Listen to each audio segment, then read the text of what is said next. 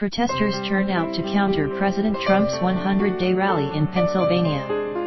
Pennsylvania Democrats and liberal protest groups held an opposition rally and march in Harrisburg, Pennsylvania, Saturday night to protest President Trump, who is hosting an event to mark his first 100 days in office in the very same city he referred to as a war zone during the campaign.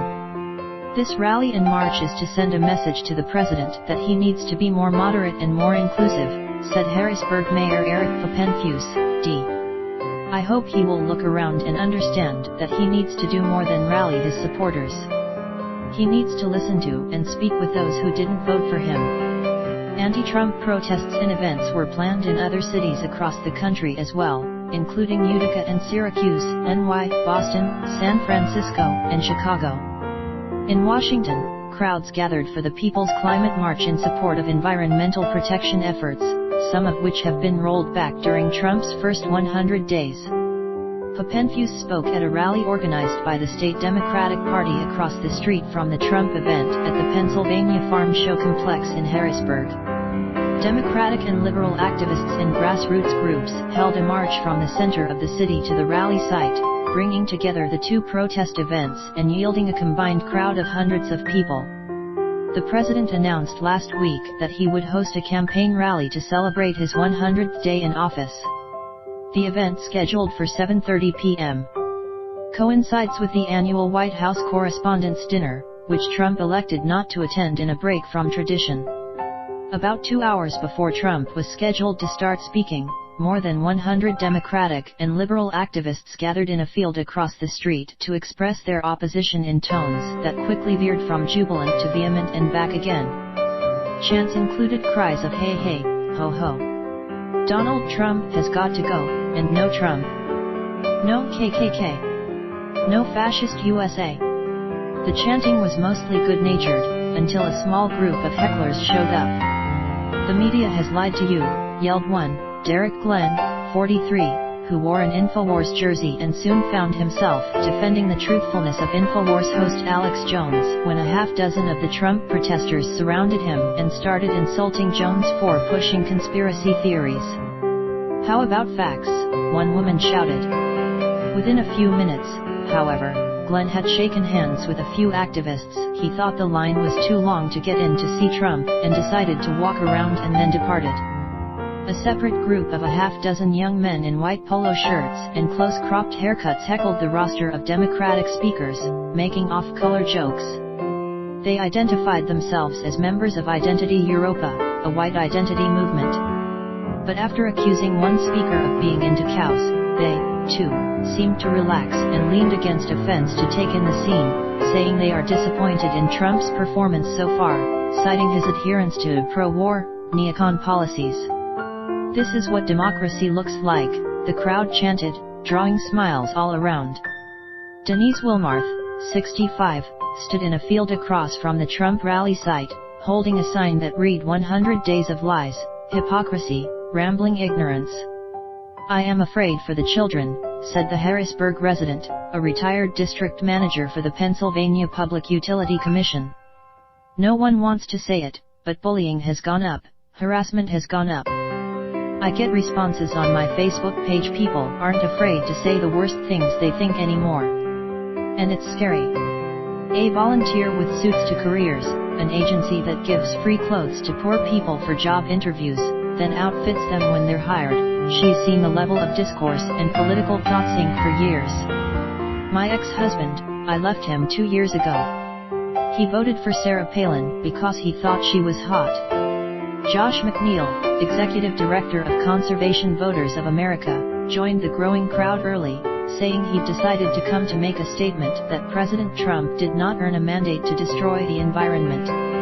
No one voted for him to dismantle the EPA, but that has been a priority of his first 100 days. Kirsten Moe, 74, also of Harrisburg and a retired accountant, said she had to be here because he is in my town, and I need to represent my family. She said she is most concerned about the anti-scientific stand of the Trump administration. "He has turned his back on science and the environment," she said.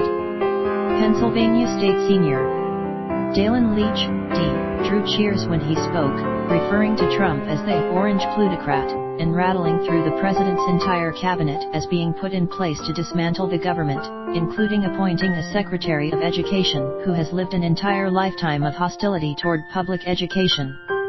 Papenfuse told the crowd that Trump had succeeded in one area, inspiring the grassroots, to wild cheers from the people who stood in a wide semicircle to hear him.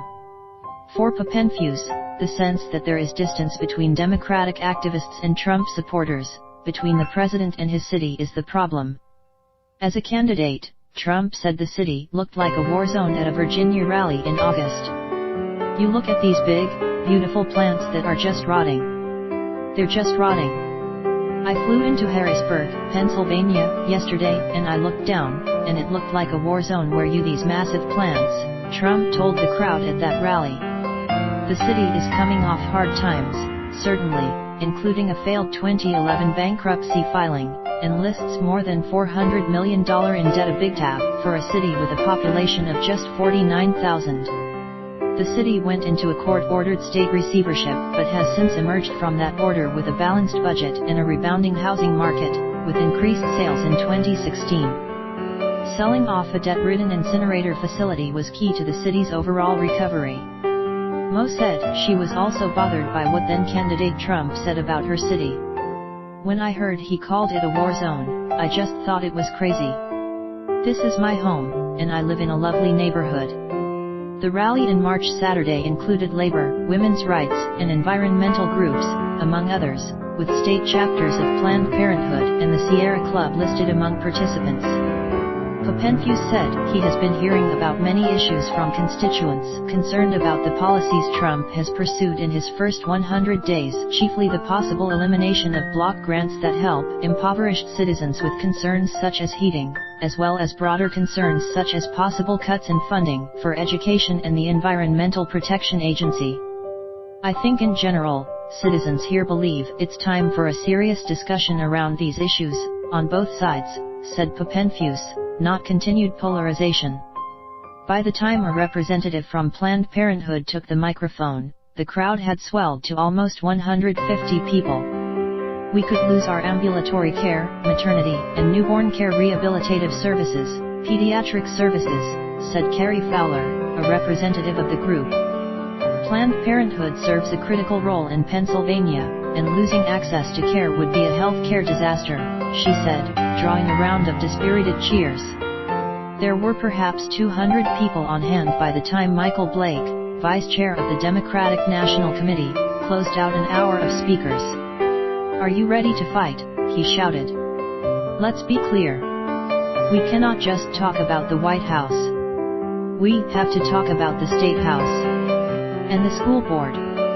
After the speakers finished, people drifted slowly away, to meet the march coming from a mile away. The hecklers had departed. And as the protesters began their trek through the city, still holding signs, numerous cars, passing on Cameron Street directly in front of the site of Trump's rally, greeted them with cheers and honks, far outnumbering the people who leaned out their windows to jeer. For the people in the march, the interaction between themselves and uniformly supportive motorists seemed restorative. Papenfuse had been told by city employees that Trump was visiting Ames True Temper, a manufacturing facility that makes shovels and wheelbarrows. The nearby farm show was already filled with Trump supporters, but those people, Harrisburg residents seemed to be saying, were all from out of town, from nearby suburbs and rural communities. Our solution to pollution, they shouted, is the people's revolution. This is what democracy looks like.